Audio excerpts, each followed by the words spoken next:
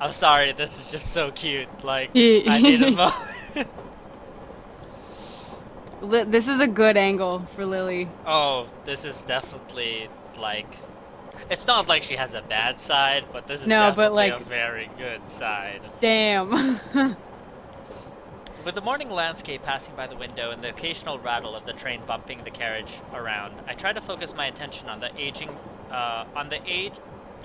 playing cards held in my hands. Oh, that's weird. I'll raise you 5. Um, I... She scrunches her face up and leans over to Lily conspiratorially, the two exchanging a few whispered words. Considering how often this has happened so far, I'm coming to doubt Haneko's grasp on how to play poker. It doesn't seem to disturb Lily's reading, though, her hands flitting over each page with only occasional corrections to account for the train's bumping and rocking. My collection of chess pieces that we're using as chips is instead growing anyway, so it doesn't really bother me. Looking around us, our carriage is almost as empty as the station's platform we'd waited for the train itself on. Only a handful of people can be seen, looking mostly like tourists and couples on holiday. While the two continue their less than clandestine strategizing, a small boy looks over the seat and stares at me. Hoping he doesn't begin to stare at Hanako, I simply give him a wave and a smile. Thankfully, he retreats back to his seat after finding me far too boring to waste his attention on. I'll see you and raise you another 5. Damn, you got me. I fold. I've been bluffing, and she's caught me. Hanging my head, I push over a large portion of my winnings. Hanako looks absolutely delighted, and even if Lily keeps her attention focused on her reading material, I can see a smirk on her face. They're both extremely well pleased. For a moment, I try to work out what Lily's reading, but the cover is too faded to read beyond the fact that Roman letters are on it. I pity I can't read the braille above the printed title. What are you reading, Lily? The title looks like it's in English. That's right. It's And Then There Were None, an old British story. I could read it to you if you'd like. She extends the offer with a grin, obviously in jest. I think I'll pass. Thanks. After a seemingly endless trip, we finally reached the promised land of the Sato summer house. Even after the train trip, the walk up seemed to take forever. Despite my grumblings though, I'd have never guessed the sight that would be in store for us once we traveled that long, deserted road. It looks more like a farmhouse than the everyday house I had imagined, small in size and surrounded by trees and bushes.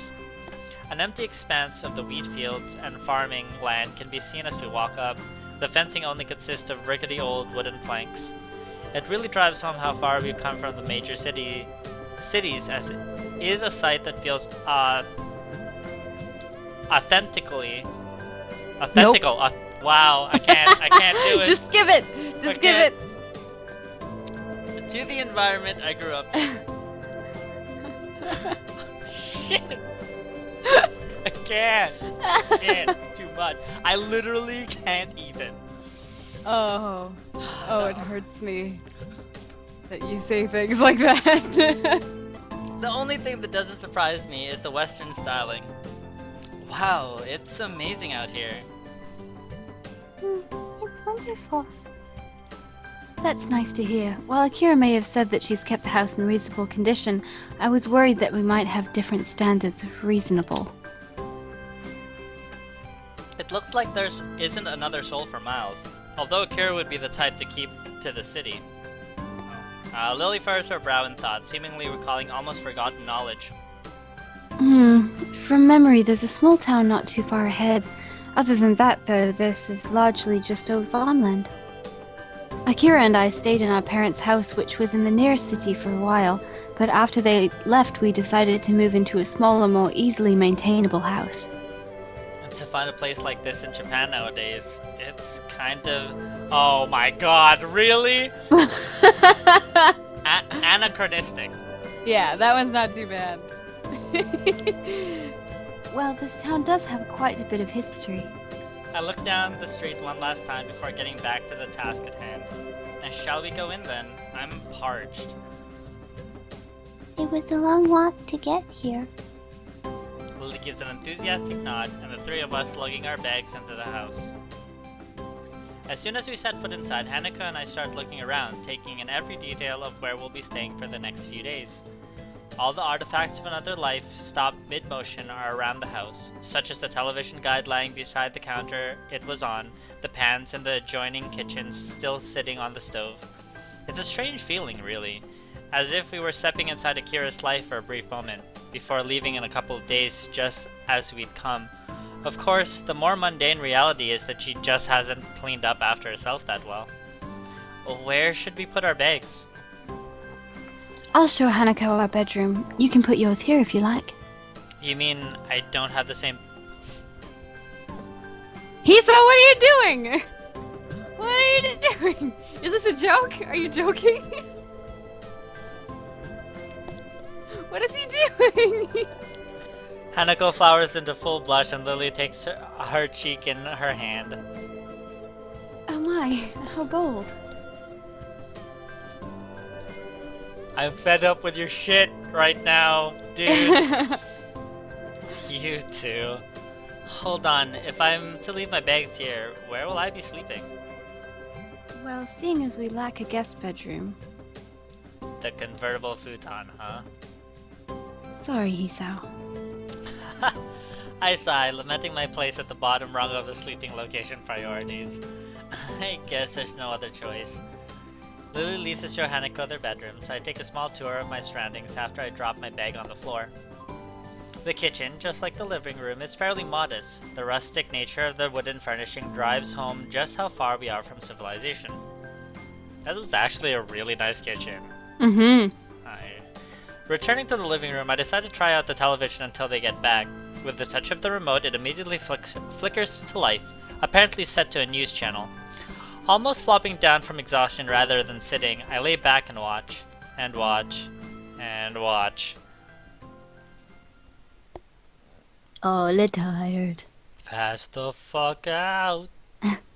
Hisao. I quickly blink to wake myself up. Lily and Hanako having returned minus their bags.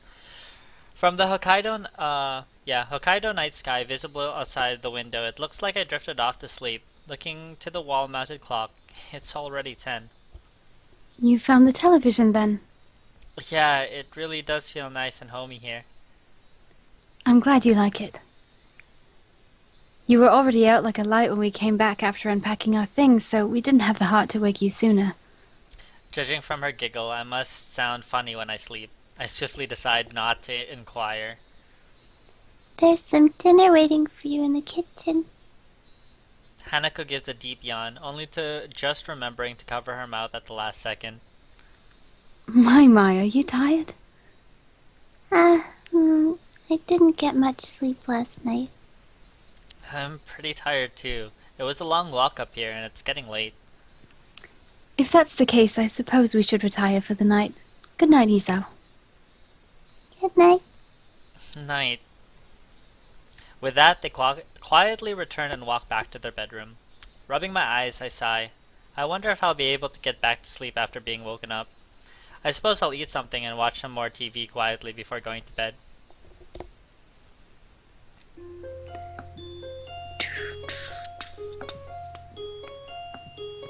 No, I don't need it. I don't need it. Is he still sleeping? I think so. I'm not. I am, however, incredibly tired. It's getting late in the morning. I know that. He likely stayed up to watch television. I could hear it from our bedroom. Only because I couldn't get to sleep. Should we wake him? Don't do that, Hanako. Please. No, we should leave him. I doubt he'd want to be woken early if he didn't get much sleep during the night. Ah, thank you, Lily. Besides, he sounds so peaceful. It would be a shame to wake him when he's like this. Keep a straight face, Hisao. It is nice you care so much, though. Hanako, could you go to the fridge and fish out what's needed to make lunch? Alright, just the vegetables and rice? That should be enough. We only need something simple as we can eat it in town later. Haneko's footsteps on the carpeted floor can be heard, moving away from the living room. As they do, I feel Lily's hand gently resting on my chest. Oh, how bold! Aww, she's so sweet. It takes a titanic effort not to react, but something about her makes me think she knows I'm awake. A long silence passes. The only thought in my mind is of that gentle outstretched hand laying upon my chest. After an indiscernible amount of time, Lily withdraws her hand. Good morning, Hisao. Conceding defeat all too easily, I prop myself up and rub my eyes. How'd you know? Your breathing was off. Well, that makes sense. She couldn't have needed that long to work it out. Knowing her hearing, she likely knew before laying her hand on me. If you want to sleep more, you should really go to bed earlier. I heard the television going long into the night. Sorry about that. My medications have been interfering with my sleep for a while now. Even if I'm tired, I have trouble actually sleeping. I'm sorry for bringing it up, Hisao. I sigh. This is exactly the kind of thing I wish others wouldn't do. She likes our direct nature. I just want to Yeah. put that out. Yeah, and you want to be open with her. You want to, cause you want to take it to the next level. In healthy relationships, there is communication. And yet, we totally fucked up with Emmy because there were too much communication. Yeah, but Emmy really didn't want That's to talk true. about anything. Yeah, that's true. And Lily's not Emmy. That's true. Come on, you worry about me more than I do at times. It just means I have to sleep a bit longer, that's all. But still... Oh shit. I said I didn't need to save. And that happened. Ah! YOLO! I'd say that I look absolutely fine, but I guess that wouldn't have a lot of meaning for you. She gives a sigh of consternation before trailing off with an amused chuckle, giving up the point. If you say so. Please do take care of yourself, Hisao. Go on, Hanako could use some help. She moves to protest, but reluctantly acquiesces and disappears into the kitchen, her hand running along the smooth white walls as she slowly walks. Boom! Got it! Yeah!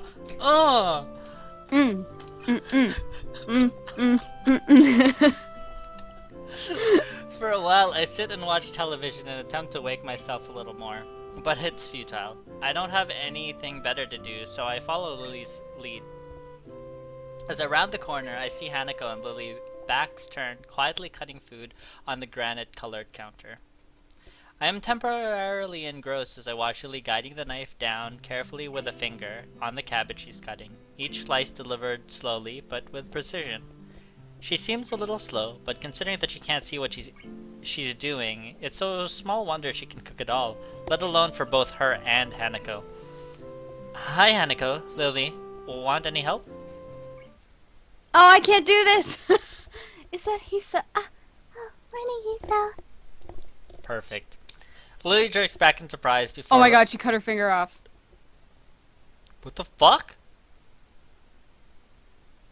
Like, why else would she freak out? Why would she yelp?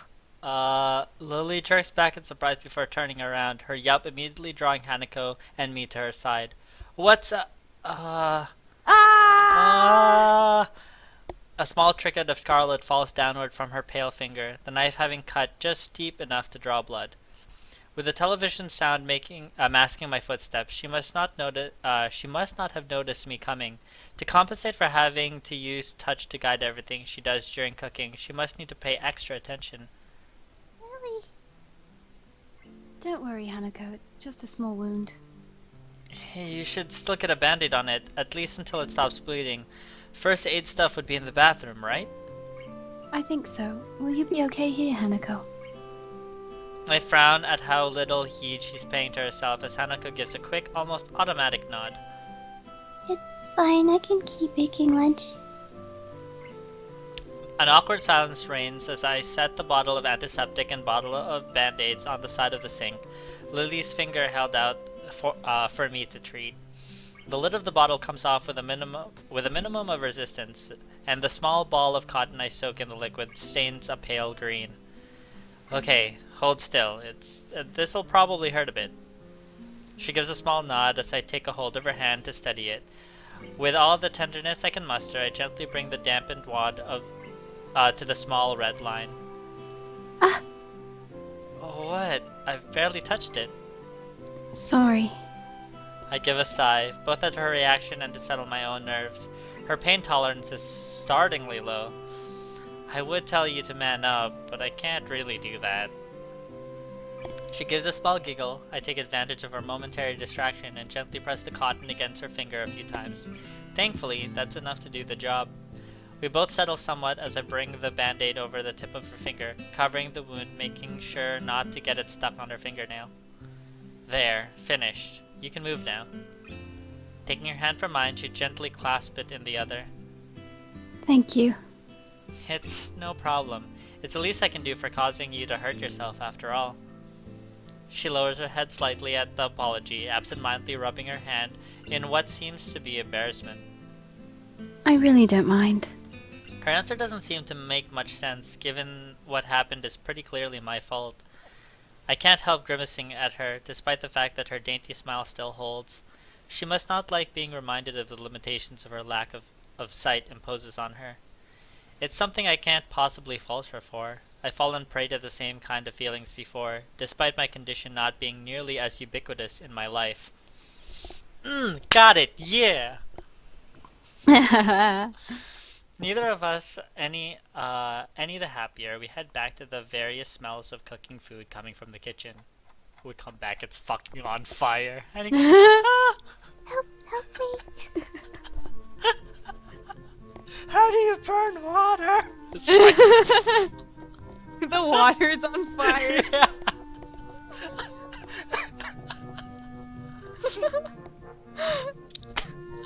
I lay out the plates of food, steam slowly rising from the well-cooked rice and curry dishes, while Hanako lays out the cutlery.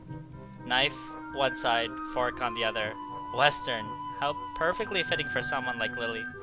As we take our seats, taking careful heed of the dark red tablecloth hanging below our knees, Lily emerges from the kitchen. In her hands are 3 glasses and a bottle of wine? Oh, they gon' get drunk. As I recall our previous run-in with the devilish elixir, I hide my face in my palm. Alcohol? Seriously? She pauses and reaches the table, a playful grin perched on her face. Not now, phone! Smushy. Akira specifically gave permission to take a bottle from her collection. Not only does she give alcohol to minors, she even lets them pilfer their own. The perfect model of a responsible adult, Akira is not. A cool one, though. She's fucking the best. Bestest.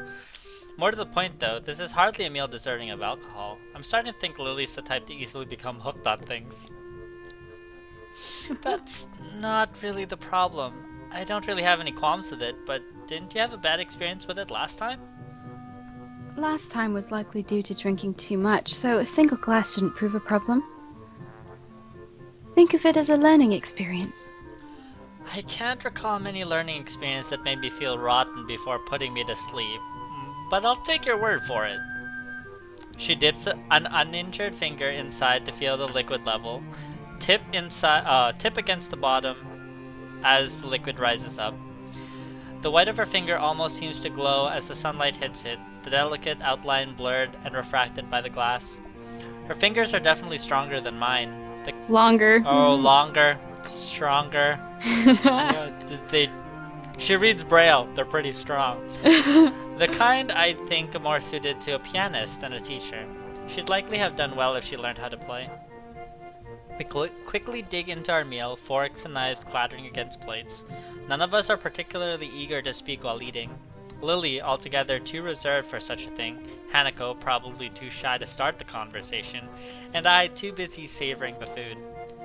Such a pedestrian activity, eating together at a table. It seems so utterly normal, yet it makes me realize how long it's been since I've done something like this. Just the 3 of us, sitting around a single table eating as if we're a malformed family. Maybe this trip, as far away from everything as we are, was worth it. It takes quite a long time, but eventually we all finish our surprisingly filling meal. The wine, thankfully, has little effect given we've only had a glass or two each. Or two. Or three. Oh no, the wine's gone! Now for dessert. Dessert wine! I slump back into the seat, rubbing my stomach contentedly. I'm stuffed. Lily pats her mouth with a napkin twice. Only twice, and with evenly timed intervals in between. It's hard to tell sometimes whether how she acts is well-trained routine or a well-rehearsed act. I think I must be as well. Did you like it, Hanako? It was nice. Now that we're well fed, shall we be off? Off? Where? Ah, you weren't privy to the discussion between Hanako and me earlier. I get the impression that she's having a subtle dig at my sleeping in. We'll be going to the town nearby. I guess I should have expected two girls to take a holiday as an excuse to go shopping, no matter where on the planet they may be. I am interested to see more about the North, though, so this can only be a good thing. How long's the walk in, then? It's- fuck? It's supposed to be around a mile to a mile and a half. Nearby, huh? Great. Just great. You lazy bastard! Start walking! This is exercise. Yeah. Holy shit. As we climb up the path surrounded by trees and undergrowth, I watch Lily and Hanako walking ahead. The slight breeze all but whisk away the sound of Lily's cane gently tapping in the ground. I notice that Lily since removed the band-aid now that the bleeding of her finger has stopped.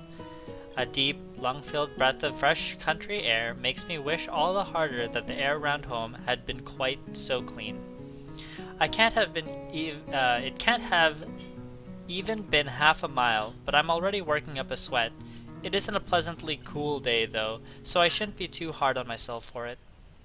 Hey, Lily, how did you know this town anyway? Since I spent quite a few of my vacations here up until I entered Yamaku, I'd say I know it fairly well. We used to drive there once a weekend then. How I wish Takira was here to drive us now. I quickly take a moment to rub my hands a couple of times, staving off the oddly cold feeling in them. Did you like it up here? I'd say it was nice during winter, but as you can work out, summers get a little too hot for comfort. It's nice and quiet, at least. My family's real house is quite far south. When they left Japan, my parents gave it to Akira and me. Only Akira lives there now, after my moving into Yamaku. Quite certainly describes this place. Or quiet. Wow. Having issues tonight? Though lonely is how I'd put it. Other than the prophesied small town, there isn't another soul for miles around. Coming from a home nestled deep within the big city, it's certainly different. I think that if I'd not come to Yamaku, staying out in the country like this would be too much of a change to get used to. After getting accustomed to the school's isolation, though, the idea of living in a place such as this has become almost inviting, to be somewhere away from the hustle and bustle of the metropolitan centers. So, Hisao, have you been to Hokkaido before? Nah, I used to live down south, and we never had any field trips or holidays up this far. Well, it's a new experience for you then. Yeah, it is. I'm surprised at how nice it feels here. How about you, Hanako?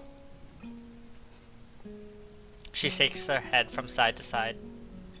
It's my first time too. As we continue walking, I begin to feel pins and needles in my legs. It's a little disturbing, given there's no reason for it to be happening. Could you two hold on for a moment? I just need to... Is anything wrong? Nah, I just got pins and needles in... Oh. My vocal cords suddenly become taut as my chest tightens instantaneously.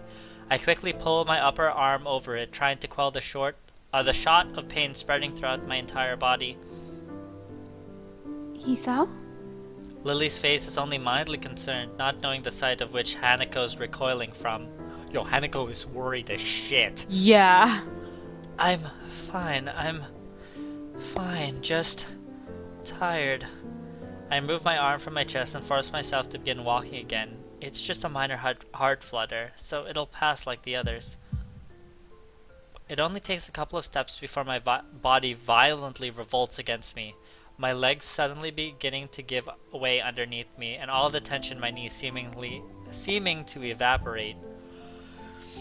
Before I can react, buddy. they uselessly give way under my weight, leaving me only just enough time to brace myself and fall into all fours. Ah, damn. Isa. Ah! As I look up to her, I realize my face is still taut with pain, only adding that much more to her worrying. Hisao, Hanako, tell me what's going on. Hanako, tell me. Hanako quickly moves to my side as Lily almost panics, having little clue as to exactly how bad a condition I'm in. While she stands there petrified, I lower my face and take a deep breath. I come to a realization that makes me endlessly irritated with my stupid self. With all the excitement of my new surroundings, I'd entirely neglected to take my medication last night or even this morning. You idiot! You're gonna die! Taking another breath, the acute pain in my chest begins to die down as suddenly as it had arrived. Thank God. Thank God, thank God, thank God, thank God. As it does, I became acutely aware of the sweat now pouring off my face and the two scared girls around me. Hisao. I'm fine. Lily, I'm fine. I screw up my brow in an effort to lever myself up, Hanako's arm quickly moving to catch me if I fall, as I stumble a bit before regaining my balance. I look to Lily and Hanako, worry written on both their faces. I feel awful. Utterly awful. I think we should go back. Realizing the futility of protesting, I look away in frustration. Fine. Dude, you gotta take your pills! Freaking idiot! Yet. Like, isn't it like if you forget to take a dosage, you need to take it like as soon as you remember? Yeah, because it doesn't matter the time of day. Yeah. You just need to take it. It just has to be like like a day apart. Yeah. Or like over that sucks. Now If we had waved her off, we may have yeah. remembered. Maybe. I don't know. I don't know. Because then he would have had like another inner monologue. I don't know. We'll see. I open my eyes groggily, completely bereft of energy. For a while I simply lie down lifelessly, staring at the ceiling as I review the events of the morning in an attempt to organize my thoughts. We went to walk to town. My heart nearly gave way. We came back. I took my pills. I slept. I can only remember each period of time as a snapshot, but the timeline is clear enough. The memory of the girls' faces as I struggled to stand is an unpleasant one, stinging my feelings harshly. If I look at the ceiling hard enough, I can imagine the tile edges and small dimples of the ceiling of the hospital. That fact alone is enough to make me sit up and try to pull myself together. I scratch the back of my disheveled hair, glancing... Disheveled. Oh, God, I forgot. You know what? You have the power to cut it. Nope. Fuck it. Glancing around the room, Lily and Hanako are nowhere to be seen, and the television's turned off. The clock above it says it's pretty late in the afternoon. It's noticeably red sky outside. The windows confirm it further. I turn and pick myself off the futon, swaying slightly as I put my arms out for balance. I suppose I'd better go look for the girls to see if they're all right. As I look out the window, I faintly see something in the distance.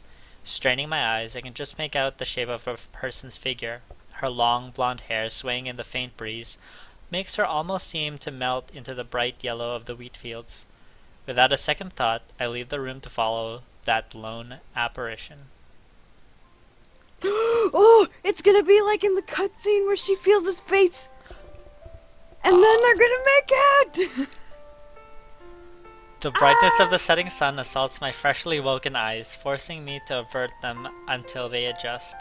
The long yellow strands of wheat brush against my legs as I wade through them, the densely grown field making it hard to advance. Regardless, my eyes stay fixed ahead, true to the solitary figure. Within minutes, I reach her, meters behind her turned back. Lily? She simply nods. Where's Hanako? She's in bed. She went to sleep after I calmed her down. She says it matter-of-factly, and with as few words as possible, as if saying any more was strictly forbidden. There's something different about her. Her normal confident figure seems oddly fragile, her body offering no resistance to the breeze blowing her skirt. The strands of wheat sway from side to side while a deafening pause passes, the only sound being their rustling. As we stand in the field alone, I know what I have to ask. What's wrong, Lily? You're not acting like you usually do. Remember when I talked to my family, Hisao? Your family? I look downwards in thought, sifting through my scattered memories.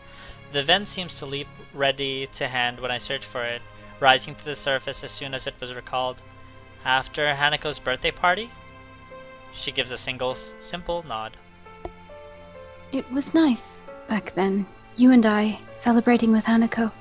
Simply sharing presents, talking, having fun together. It was almost as if we were a family. One small, misshapen family. I thought that could just go on forever, just the three of us, happily together. She takes a long breath, a slight shakiness to it, just barely audible through the moving air. Even if my family was so far away, as long as we were together, that was all I needed. I don't want to lose you, Hisao. I didn't even realize how afraid I was of losing someone else until today. I'm sorry, Lily. I know my body's weak, but even then I make the most stupid of mistakes. Don't apologize. Please don't apologize. Lily? She turns to face me, her pale cheeks stained with tears. One misguided step after another, she stumbles towards me, her arms held out in search of so much as a faint brush against me. Oh.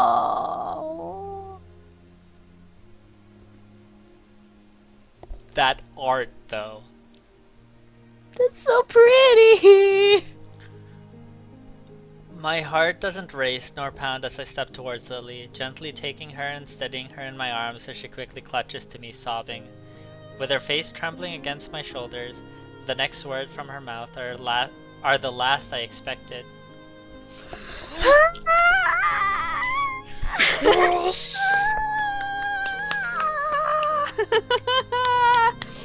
Woo!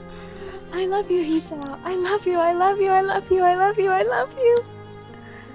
Don't go away, I beg of you. Never ever go away. I love you, so please. So, that's why she's been acting like this. That tender voice when I called her, her thoughtless concern at the slightest pain I might feel. After having been left in Japan without her family and with only Akira, Hanako and me around, she was afraid of losing yet another person who she was close to. Close to her. She was genuinely worried for me. That's a strange feeling. A mix of surprise and sorrow, yet also of the deepest gratitude I think I've ever felt. The only reaction I can muster along my conflicting emotion is a calm sigh. You idiot. Hisao? For a fleeting moment, I feel her body become still. The only movement to be felt is the calm afternoon breeze. I said it before, didn't I? It's only natural to feel concern about those around you. I'm still here, and I'll always be here, because I want to see you more each day, to share in your happiness, to support you in your sadness, but most of all, I'll still be here because I want to see you smile, your true smile. A single gust of wind rustles the long strands of wheat, a second silence passes. Smile when you want to smile, cry when you want to cry. I love you, Lily, so you don't have to hold back anymore. Oh, the feels! It's so different because, like, with Emmy, it was so physical. Yeah. And this is just like, so emotional, and they like truly care about each other, and it's like His inner monologue poet has finally paid off. It's oh. so good.